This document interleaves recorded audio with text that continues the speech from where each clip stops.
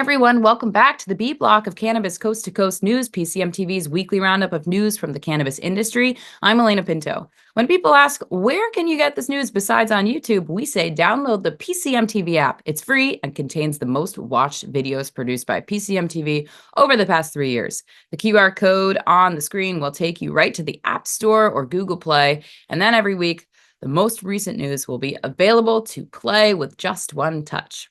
We start our state reports in the B block with Joe Parsons in Virginia. I'm Joe Parsons from the Virginia Cannabis Connection, and this is the Virginia Cannabis Report on Cannabis Coast to Coast News. Today I'm here in Hardy, Virginia at the site of one of the first houses that's built almost entirely out of hemp. That's right, you can build your future with hemp. It's not just for getting high.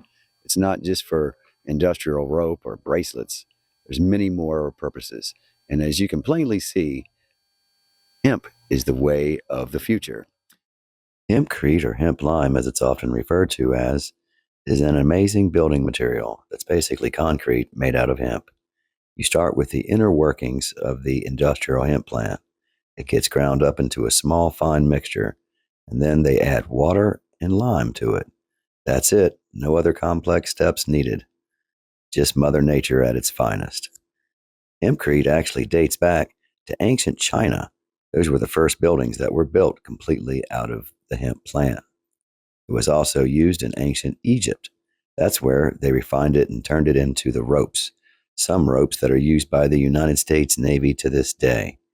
So, as you can see, there's many more uses for the industrial hemp plant besides making rope, paper, and bracelets. The mixture is easy to transport and fairly easy to work with. It comes out looking similar to regular concrete. However, it's much easier to handle, and most of the time, they install it by hand. That's the case for this house as well. All the work that's been done on this house has been a community effort, and it's all been laid completely by hand. Once this house is complete, it'll be just another reminder of how awesome the industrial hemp plant truly is and what we can do with it. I look forward to coming back to this house very soon to show you how the house turns out. Scott McStacy from Sativix Agricultural has been overseeing this amazing project. And as it's developed and once it's completed, I'm going to come back out here and let you see the finished result. It's definitely a work in progress, but one that we should all look forward to. So, Scott, tell us, what are some of the major advantages to a house that's built out of hemp? Well, the first thing, and probably the most important thing, Joe, is that it's fireproof, severely fire resistant. And they've taken a 12-inch thick wall with 1700 degrees on one side, and it didn't burn, and the other side of the wall, 12 inches over, didn't raise 1 degree. So it's incredibly insulative. It won't burn, it won't mold, termites won't eat it, and it's, of course, all natural. Outstanding. What are your plans once this project has been completed? Well, my plans are to open a hemp school, and so we can teach people how to do this, train this new generation of industry workers that we're going to need. We're not just going to focus on hemp lime construction, but we're also going to focus on the whole entirety of hemp, whether it be medicine or whether it be houses or whatever. You know, anything you can make out of plastic, for example, you can make out of hemp plastics, and they biodegrade in 90-some days. So yeah, there's a lot of stuff out there, and we want to teach people. So that's my next big project. Excellent. I'm also going to be getting the hemp spraying machine, which will make this type of thing a lot faster and a little more efficient. But this way we're doing it, the way we're doing it today is more of a community-focused effort. I like that. Yeah. I like that. It's a good feeling. Well, as you can plainly see, the future is looking brighter every day, and I look forward to being a part of this amazing new future. Well, that's going to do it from the Virginia Cannabis Connection and reporting from Cannabis Coast to Coast News. I'm Joe Parsons with Scott McStacy. Until next time, stay lifted. Did you know that a hemp-based wall is fireproof? Another reason why we love to report on this fascinating industry. In Texas, there were 4 cities who had decriminalization of cannabis possession on their ballots. One of the biggest cities in the Lone Star State, Dallas, passed its decriminalization question with flying colors. However, that result did not sit well with the sitting attorney general of that state. Lisa Williams explains in her Texas Cannabis Report from the city of Dallas. I'm Lisa Williams, founder of the Toke Agency, bringing you the Texas Cannabis Report for Cannabis Coast to Coast News. Dallas voters just didn't whisper. They shouted, passing Proposition R with a 67% landslide. That was the message. Let's stop wasting time and resources on small-scale marijuana enforcement. But instead of listening, Attorney General Ken Paxton swooped in with a lawsuit faster than you could say, "Smells like democracy in action." His argument? Cities can't ignore state drug laws. But voters aren't asking for cannabis free-for-all. They're asking for smart priorities. Paxton's response feels like someone's showing up to a pool party and yelling about a fire code. When the people speak this loudly, shouldn't their elected officials put on their listening ears instead of their lawyer hats? Or is democracy only cool when it's convenient? I'm Lisa Williams, founder of the Toke Agency, bringing you the Texas Cannabis Report for Cannabis Coast to Coast News. One more note on Texas. In Laredo on November 15th, U.S. Customs and Border Control officers made a major bust at the World Trade Bridge, which connects with Mexico. Officers suspected that some contraband might be concealed in the seat cushions of a 2023 Chevrolet S10 Max truck. Inside those cushions was just under 360 pounds of cannabis with a street value of $800,000.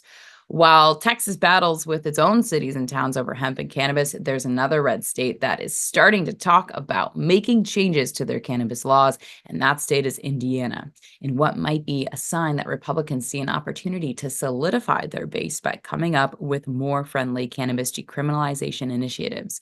A Republican-backed group is starting to talk with lawmakers in the Hoosier state about adopting a new safe and regulated cannabis policy in a state that has traditionally upheld prohibition. Two of the biggest proponents for change are a former veteran and retired past president of the Professional Firefighters Union, Tom Hannafy, who wants reform to create a safe and regulated market.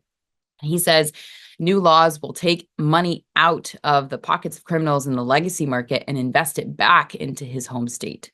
A Republican city council member in Indianapolis, Michael Paul Hart, also said by adopting best practices and regulating marijuana similar to tobacco and alcohol, Indiana can better prevent access to minors, shut down illegal dealers, create jobs, and bring in hundreds of millions of dollars in tax revenue.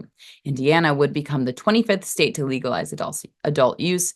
So it's certainly legal in Arizona, though, where a local scientist has teamed up with the University of Arizona on a new testing facility. Here's Karen Black. I'm Karen Black from Greenfinger Consulting with the Arizona Cannabis Report for Cannabis Coast to Coast News. A cutting-edge cannabis testing facility opened its doors in Tucson November 19th.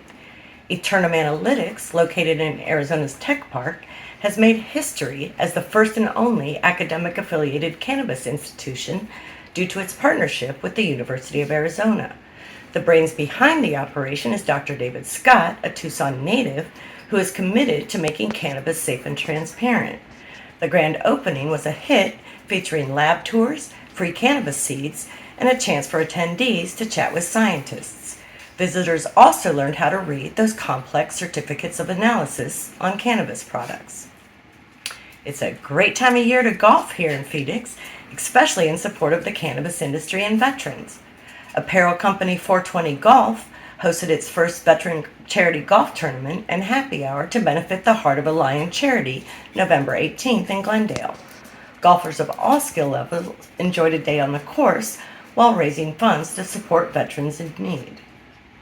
Over in Scottsdale, Proven Media scored a major win. The firm was named the PR agency of record for the Arizona Dispensaries Association. The 10-year-old firm was a trailblazer in the cannabis sector and is known for its Meet the Cannabis Press events, which have played a pivotal role in shaping the narrative around cannabis in the media landscape.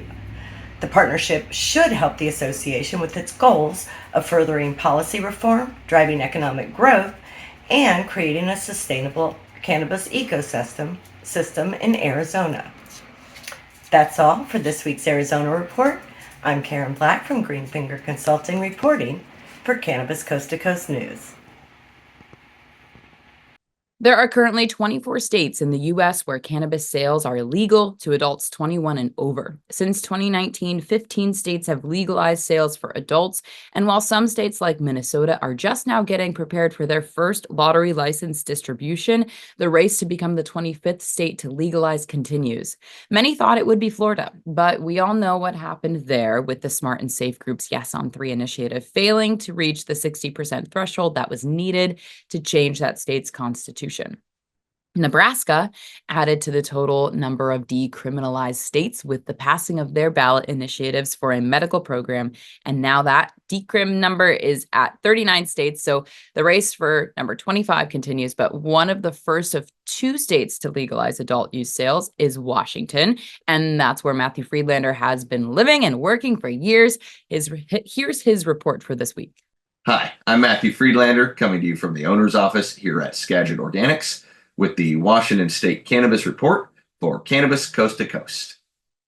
I am back after a few weeks, and today I will be talking about some leadership changes at the LCB, along with what to expect from our legislative session here in Washington this year.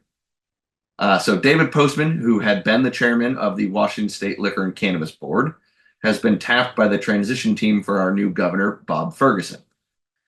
Bob Ferguson was our attorney general here in Washington and now moves into the governor's mansion. And with David Postman coming from the LCB, both of them have been pretty receptive to the cannabis industry, and we expected them to continue to be receptive of our work in the governor's office. There have been some changes with the new elections here in the state legislature, most notably the Regulated Substance and Gaming Commission, where cannabis bills often found themselves, no longer exists. So we will be keeping an eye on how the new committees roll out at the state level and where our legislation may end up this year. The Cannabis Alliance will continue to host their annual lobby days. This will be happening in January. We expect January to be a very busy time of year for us. So that's what I've got for you this week out of Washington. My name is Matthew, reporting for Cannabis Coast to Coast. Don't forget to like, share, and subscribe. That'll do it for the B block of this week's Cannabis Coast to Coast news. Don't go away, because in the C block, we have that story of a YouTuber who granted the dying wish of her late father by combining his ashes in the soil of a cannabis plant and smoking it in his honor. Cannabis Coast to Coast news continues after this break. Truth or drink? How many people have you hooked up with? What's your body count number? Maybe one more for good measure.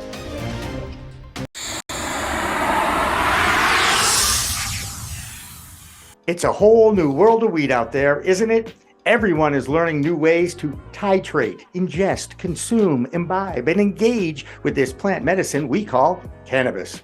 Now, let me tell you my cannabis story. You know, I've had 4 major surgeries in the past 23 years and suffer from osteoarthritis with a variety of metal parts in my body and one on deck.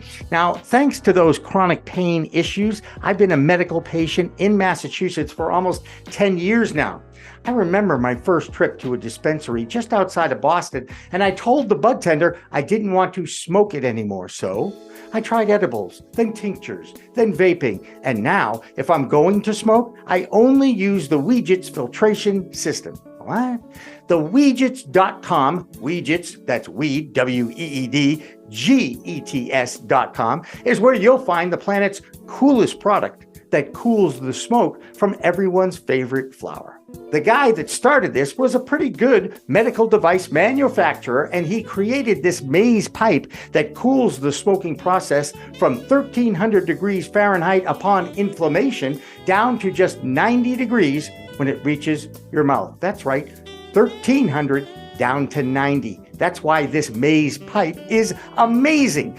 Now, add in the code of PCMTV and you get 15% off. So just go to Weegits.com and check out the best way to enjoy a cooler smoke with less coughing and hacking and more peace of mind.